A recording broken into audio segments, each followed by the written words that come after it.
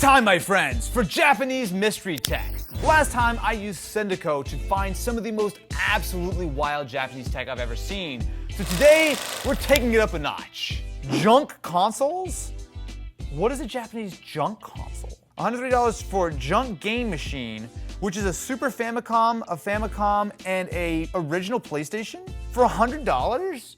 So here's the thing, I think that the Japanese definition of junk and my definition of junk are two very different things. They're treating this thing as maybe slightly damaged. I would treat this as, oh, pretty much average what you would get. What is a Sharp Twin Famicom? Famicom is the Japanese version of what we call the Nintendo Entertainment System, or the NES. But this is a Famicom that seems like it actually takes like sort of regular Famicom games, but also has a floppy disk. What is this thing? No, that is not what I think it is. Yeah, boy, a Panasonic Q. If you're not familiar with the Panasonic Q, it is one of the weirdest Nintendo consoles ever. So it was essentially a GameCube, but it was manufactured by Panasonic, and not only did it work with GameCube games, it also had a full DVD player. All right, my friends, I've got everything I need to place my orders. So wish me luck on the bids, and I'll see you on the other side when our Japanese mystery tech arrives. Why, hello there! Our box from Sendico is here, and as you can tell, it is chunky. Now, this was originally gonna cost me $319 to ship all the way from Japan. However, and I will give full props to Sendico, they messaged me saying, hey, we saw you were paying a lot of money for that. Would you rather use FedEx? It's only $98. That wasn't even an option when I was trying to check out, but they specifically added it. And in fact, this box cost less than the previous box, which was half the weight from our first video. So thank you, Sendico, for looking out for your boy. $98 for a box that is this big and heavy, shipping all the way from Japan is a very, very good deal. So I'm gonna go into this with some good vibes. All right, is everyone ready to see the happy shenanigans I purchased from Sendico? I'm so excited. Let's go. Wait, sir, I'm supposed to be Ken. Let's go! There we go. We need the energy. As always, you know what? I gotta say, so again, to be very clear, I have no affiliation with Sendico whatsoever. I'm not part of the affiliate program. This is not sponsored by Sendico, anything like that. Let's see what we've got. Ooh.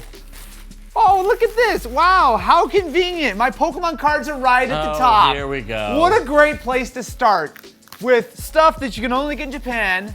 This is a 151 collection, special collection, Bulbasaur, Charmander, Squirtle. And look, unlike last time where I stocked up, this is the only Pokemon card segment for the whole video. So we got ourselves a little binder, which we can load up with all of our neat hits. Dude, look how cool, look at the Squirtle. Look at the Squirtle. He's like, hey, I'm Squirtle. So we had terrific luck last time when we purchased items from Sendico. I'll just say straight up, I got more items this time. Most, or some of them are probably not gonna work. But let's give it a shot because look at this. It's a Famicom. Look how cool this is. So even though this is, I think, one of the junk items, right? It still comes in the original packaging. Oh, it smells like 1987. So this is our Famicom, but this came in a lot of 3 consoles. So I also have a Super Famicom and an original PlayStation. All 3 of these consoles with boxes, admittedly in untested junk condition, was a little less than $110. Now, if any of these work, I will be happy. But I mean, look, I'm not gonna lie. Just the fact that I get to unbox these, I don't know how like minty they're gonna be, but these boxes are in good shape. I mean, even this one is not bad. Ooh, there's a hair right there. Okay, that is a hair. That is a hair. So we're gonna just, let's take a look at the Famicom. It's physically in good shape. I would actually say in very good shape. Now, this is the later model, which I believe is, I mean, obviously very straightforward and simple. I mean, there's really, you've got AV out and DC in. We do have 2 controllers in the box. What I don't see is a power adapter. Wow, look at the controller. Because I will say, this is a million times better feeling than an NES controller. Before we try the Famicom, let's take a look at what we've got with the Super Famicom and the PlayStation. Oh, wow, that's not looking good, huh? I don't know if I want to sniff this one, but I guess I'll just go for it. Oh, please don't. I'm smelling a 1989 Ford Taurus. Okay, so we've got cartridge slot, we've got our power, more hair. Oh yeah, as you can see here, yeah, so this is probably the original color because the controllers were in there, and then this is the new color. So you see the difference between the silver and then just it kind of like just effortlessly fades into beige tone. Yeah, that's probably what happened here. Oh no, wait, this doesn't come with a power adapter either. Okay, so it does come with 2 controllers, which are slightly less yellow, although also quite yellow. I do like though the color buttons. Like that definitely gives a little pop of color that obviously matches the Super Famicom logo. Boy, you know I'm realizing that we may need a whole bunch of adapters. Last time we shot Sendico, we were immediately stymied because we didn't have an adapter to get from PAL to NTSC, which some of the older Japanese consoles needed. But now I'm realizing that not only do we not have power adapters for some of these, I don't know if we have AV cables that are gonna work, because that looks a little different than what you had on like the N64 and the GameCube and everything. So I guess we'll see if that works too. So this is the PlayStation DualShock. What? Why are they doing? Why is this a PS2 controller? This is a PS2 controller. Whoa. Okay, wait, so this is a PS1 controller. Hold on a second. First of all, look at that. I see AV cables and everything still in the plastic wrap. But I guess the thing is, I've never seen a first-gen DualShock in black. So maybe that was a thing. Maybe this was actually released for the PlayStation 1. But if so, I've never seen that before. I've also never seen a black one, a black cable with gray connector. Oh no, you're right. No, this is a PlayStation 1, isn't it? Yeah. So this is a black PlayStation 1 controller. Now, it looks almost identical to a PS2 controller, which all of those were black as far as I know, unless they did some special colors. This is so neat. So neat. Okay, no, okay. Got him! So this is actually in nice shape. It's literally still got the plastic wrap on it and everything. Oh, dude, this looks actually really nice.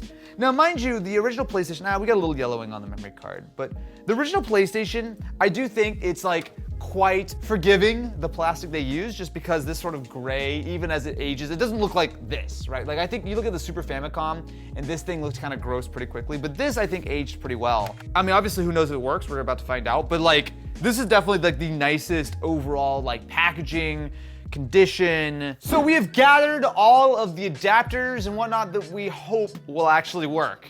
So this may take a little bit of trial and error, but let's start out with going for the Famicom. Theoretically, when I press this button, things will happen.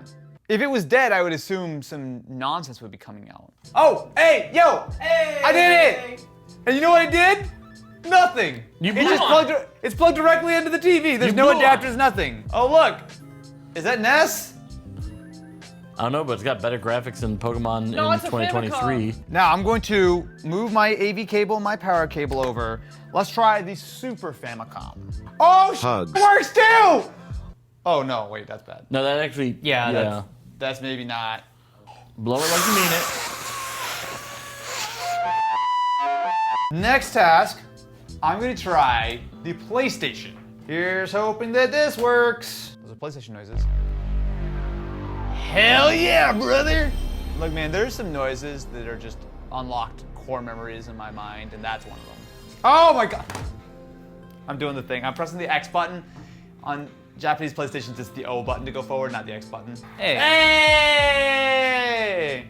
All 3 have dope boxes and are gonna look cool, but I think it's safe to say that 2 of the 3 are fully functional, which I'm gonna take that as a win. Now this next item was one of those things that I was just like, I don't know what this is, but at 36 bucks, I think I need it in my life. So this is the Tomy Stunt game Black Rider. Aw, it's just like wrapped up in paper here.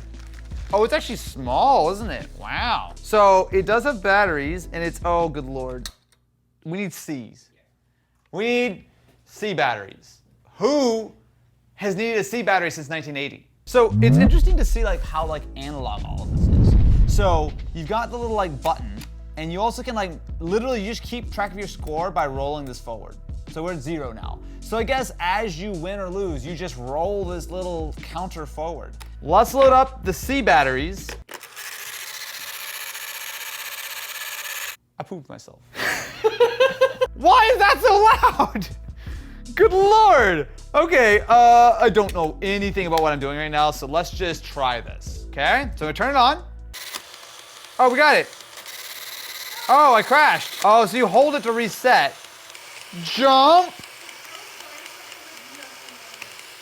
Ah! This is so cool. Okay, so There's a lot that goes on here. I see why it's so big, because basically when it's running, you've actually got a moving, like, looks like a film strip basically. And then you've got your little dude who's lit up, but he's literally physically like rotating and moving up and down. This thing is legitimately cool. I mean, I don't know if I'm gonna play it for more than like 10 minutes before I kind of get the idea of the game, because the course, literally, there's like a car, some boxes, and a couple poles. That's the whole course. You do it over and over again. This is neat though. So for this next item, this is one of the most unique consoles I've ever seen. This is an NEC PCFX. Now, this was a successor to the TurboGrafx 16. So this is, I believe, mid-90s. But I'll be very, very honest with you, I don't know anything about this thing, like, at all. So up front, we've got power push to open. What's this? Oh, what the? An expansion slot? Controller, which we all have a little dummy port for our controller. So we have RCA as well as S-Video, which is nice. And then we have a little door here, which hides. Hey, what is that? There's a huge expansion slot. Wow, look at this gamepad. It's got some like heft to it. We have mode 1 and mode 2, which is interesting. These are like physical little like dip switches. And then we have a little bit of a mushy D-pad. We've got Dragon Knight 4. Oh, this is 18X. All right, well, let's see if this works. Hey! Oh, look, we've got an actual interface. Hold on. Wow, look at this, okay. Yeah, boy, I fixed it. Oh, okay, all right. We're gonna turn this one around. I'm in the middle of turning the TV. I think that's fine. I think, yeah, that's fine. No, okay, the three of us can commentate on what's going on here, okay? Got a bush? What the? Hugs. So there's some dudes, and there's like this creepy guy with a cloak in the middle. It's like a throne room or The something? throne room, yeah. Maybe some ritual action, perhaps. So now that we've gotten through the morally objectionable content, let's try to actually play a game, shall we? Okay, so I will say graphically this actually looks nice, but keep in mind that this is, even though it's running on CD, this is clearly a sprite-based game. It's not actually like using 3D polygons. I'm gonna play some of the other games, investigate, and I'll report back on the... So I purchased a lot of Game Boy Advance games. A lot of games, especially like Game Boy and DS games and stuff, are unbelievably cheap in Japan. How much did I pay for this lot of Game Boy Advance games? $32. That's okay, yeah, that's a pretty good deal, considering that we got a copy of both Ruby and Sapphire, two terrific games, and Emerald, because that was expensive. The good thing is, I believe all Game Boy games were region-free. So let's start out with Sapphire, the best one. Oh, wait, the game doesn't work. This is an untested lot, isn't it?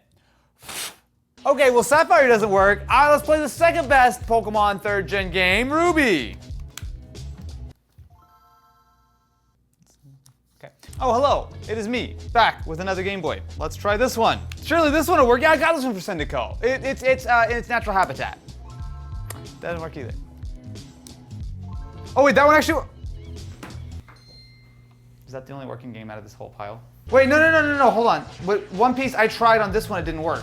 Okay, One Piece now works. All right, we're gonna start with One Piece, and I'm gonna figure out if any of these games are real or not. Is it One Piece baseball? Wait, is it? I thought it said One Piece. No, but look. It's baseball of One That's what I'm Piece! saying, One Piece baseball. Woo! Woo! Woo! Oh, they got it. Somehow, after plugging and unplugging it a bunch of times, got Ruby to work. My save battery is dead? Okay, well, I'm in, and That doesn't sound good. I think most of these games are probably fixable if you just clean out the cartridges a little bit, because they do get quite dirty. Oh, so yeah, it tried to load there, and the Nintendo thing is corrupted. So I guess there's your PSA. If you buy used games that are untested, they might not work, and you might have to fix them. Is everyone here familiar with the Famicom that was on the table roughly 7 to 9 minutes ago? No, we didn't see that. Okay, so Nintendo made a thing called the Famicom. Not important, but they also wanted to get a little spicy. They said, you know what? This whole cartridge-based thing is not working out. So they partnered with Sharp to create this, the Twin Famicom. What, you might ask, is a Twin Famicom? I'll tell you. It's the Famicom's slightly younger brother. So here is where you insert your normal slot. Up front, you have a 3.5-inch floppy drive. Why, you might ask, would you want a floppy drive on your Famicom? To that I would say, you uncultured swine. For $135, I may have gotten a little overeager on this one because, while it's a really cool piece of tech, it's not untested. It's tested and not working. Wait a minute. You spent. No, well, okay. Let me be clear. The cool part's not working. It works as a Famicom, supposedly.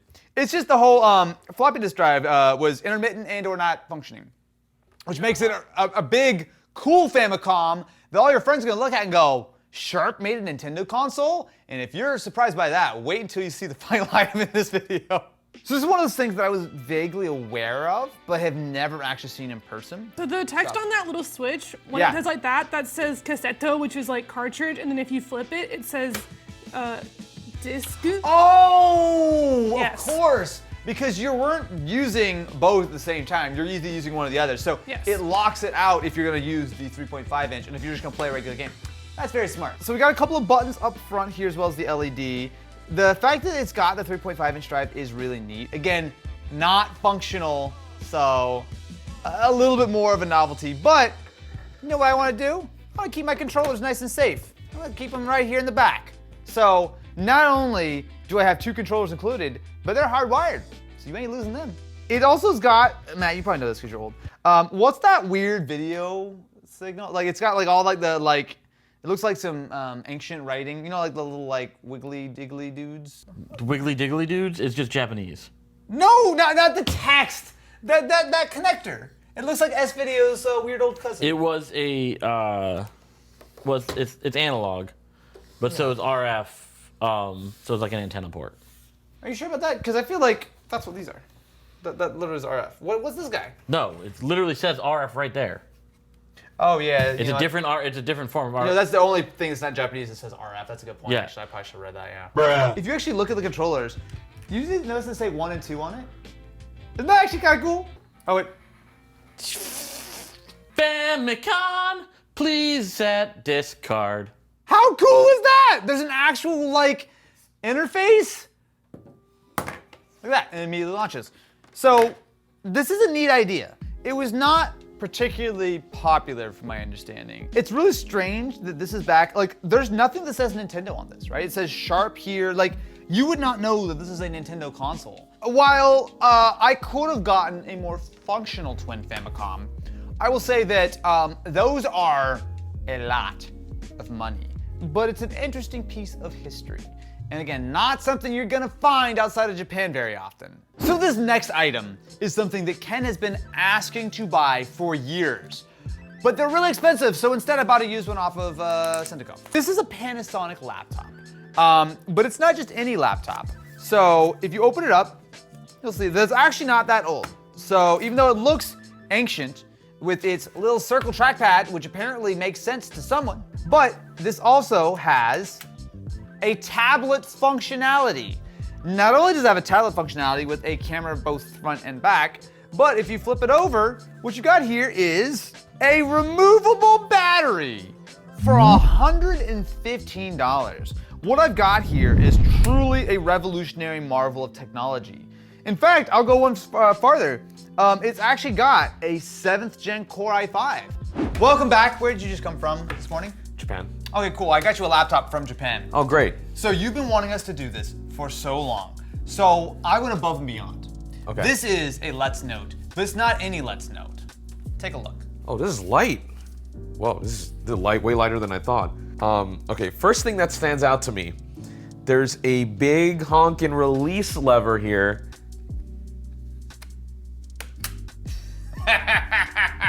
This is kind of crazy. Also, look at that connector on the bottom. Yeah. That's kind of nuts. Whole reason why they even make these devices in the same design for like decades is literally because you can interchange all the parts and stuff. So like even if stuff breaks, the parts exist. This screen looks great. It's pretty good. You know, this looks like a 10-year-old laptop just from a distance, but you wouldn't be able to tell if you were just looking at the screen by itself. Oh, this is not touchscreen. So I don't know if it's a touchscreen. I was trying to set it up and I realized that I don't believe the touchscreen works. My first inclination is that this is actually just broken. Oh, Jesus. Oh, God.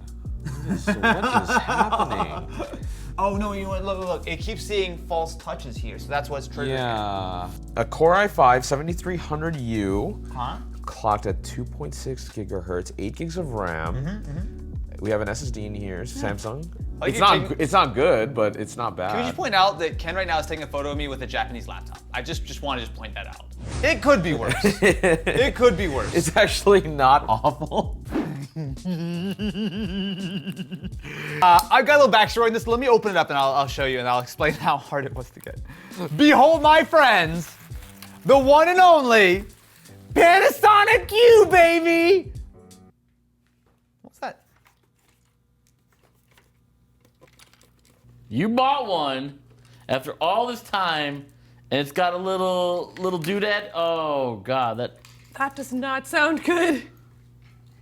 sounds like a babbling brook in there. Uh-oh. This is a Panasonic Q. Now, if you're not familiar, let me take you on a little journey. The GameCube was the first Nintendo console to use optical discs, but they were the little guys, which is kind of dumb in a world where the PlayStation 2 could play DVDs.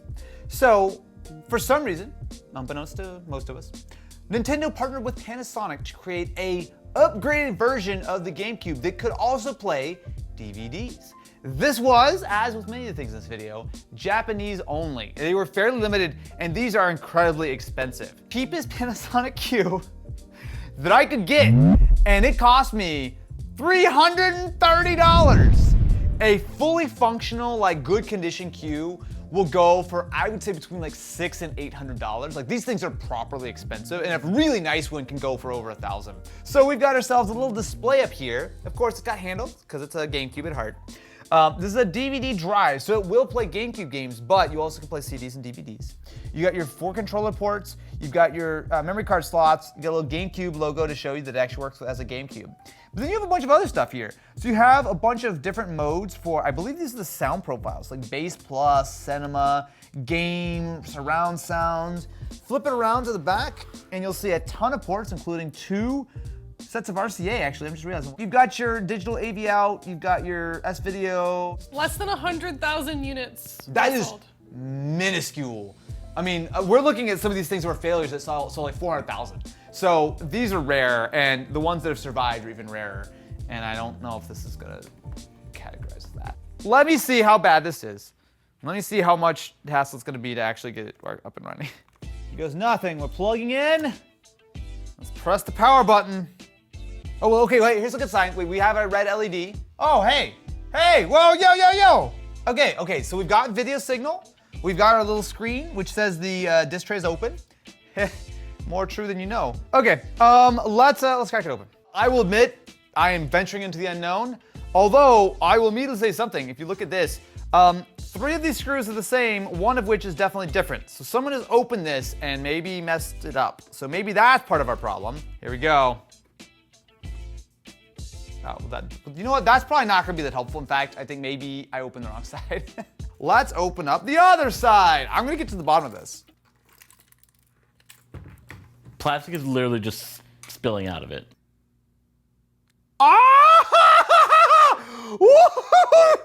Bro! The disk drive must have been broken and someone glued the Hugs. out of it. Oh, it's so glorpy. I have good news for you. Do you though? I do. Okay. Apparently, this is a common issue.